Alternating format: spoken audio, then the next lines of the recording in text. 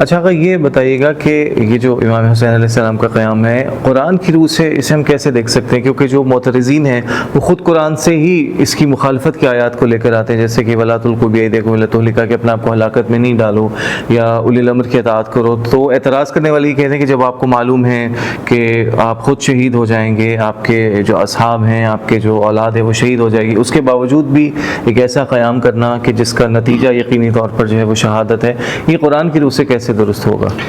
دیکھیں اس میں پہلے تو یہ دیکھنا ہے ہم نے کہ یہ آیت جو کوٹ کی جاتی ہے وَلَا تُلْقُوا بِأَيْدِيكُمْ إِلَى التَّهْلُكَةِ کہ اپنے ہاتھوں سے اپنے آپ کو ہلاکت میں نہ ڈالو، یہ آیت مکمل آیت نہیں ہے. پہلے تو ہم اس آیت کو مکمل دیکھیں، ٹھیک ہے، اور کس سینس میں یہ آیت ہے.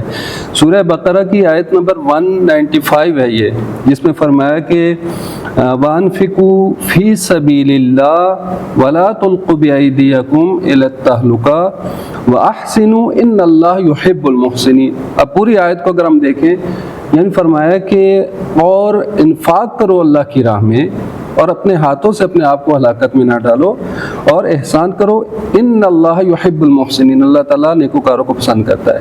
یعنی یہاں پہ بات کی جا رہی ہے انفاق کرنے کی، یعنی اگر انفاق نہیں کرو گے تو گویا کہ تم نے اپنے آپ کو ہلاکت میں ڈال دیا. اچھا، اب انفاق سے مراد بھی فقط انفاق مال کا انفاق نہیں ہے. ایک دفعہ مال کا انفاق ہے، اللہ کی راہ میں مال انسان خرچ کرتا ہے، ایک دفعہ جان کا انفاق بھی ہو سکتا ہے. جو کچھ اللہ نے دیا اس کو اللہ کی راہ میں خرچ کرنا ہے. ٹھیک ہے. بعض دفعہ ہم انسان انفاق کرتا ہے مال کے ذریعے سے، لیکن بعض دفعہ ایسا مسئلہ پیش آتا ہے کہ جہاں دین اسلام کو خطرہ ہے، خدا کے دین کو خطرہ ہے، وہاں پہ مال کا انفاق نہیں چلے گا، وہاں جان کا انفاق کرنا پڑ جائے گا. تو اب امام حسین نے کیا کیا؟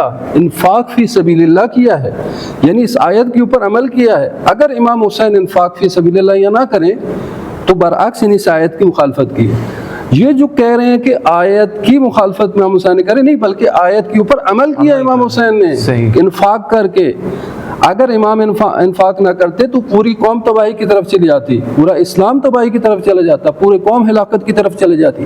امام حسین نے ہمیں ہلاکت سے بچایا ہے، ہمیں ہلاکت سے بچایا، اپنی جان کا نذرانہ دے کے بچایا. دوسری طرف دیکھیں تو جہاد کے بارے میں جو آیات موجود ہیں، اور خود رسول خدا کا عمل اس چیز کی طرف کہ رسول خدا جب کفار سے لڑ رہے ہیں، جنگ کر رہے ہیں، مشرکین سے جنگ کر رہے ہیں، کیوں کر رہے ہیں؟ اب وہاں پہ بھی کہیں آپ کہ انہوں نے اپنے آپ کو ہلاکت میں ڈالا، بہت سارے اصحاب شہید ہو گئے، بہت سارے جانثار شہید ہو گئے، جنگ کے لیے نہ جاتے. قرآن کی بہت ساری آیات ہیں جو جہاد کو بیان کرتی ہیں. وہ کس لیے جہاد فرض کیا گیا ہے؟ مثال کے طور پر اللہ تعالیٰ فرماتا ہے وَقَاتِلُوهُمْ حَتَّى لَا تَكُونَ فِتْنَةٌ وَيَكُونَ الدِّينُ لِلَّهِ، اور ان سے جہاد کرو، قتال کرو کفار اور مشرکین سے، یہاں تک کہ کوئی فتنہ باقی نہ رہے اور دین سب کا سب اللہ کے لیے ہو جائے. یا فرمایا وَالَّذِينَ آمَنُوا وَهَاجَرُوا وَجَاهَدُوا فِي سَبِيلِ اللَّهِ وَالَّذِينَ آوَوا وَنَصَرُوا أُولَئِكَ هُمُ الْمُؤْمِنُونَ حَقًّا.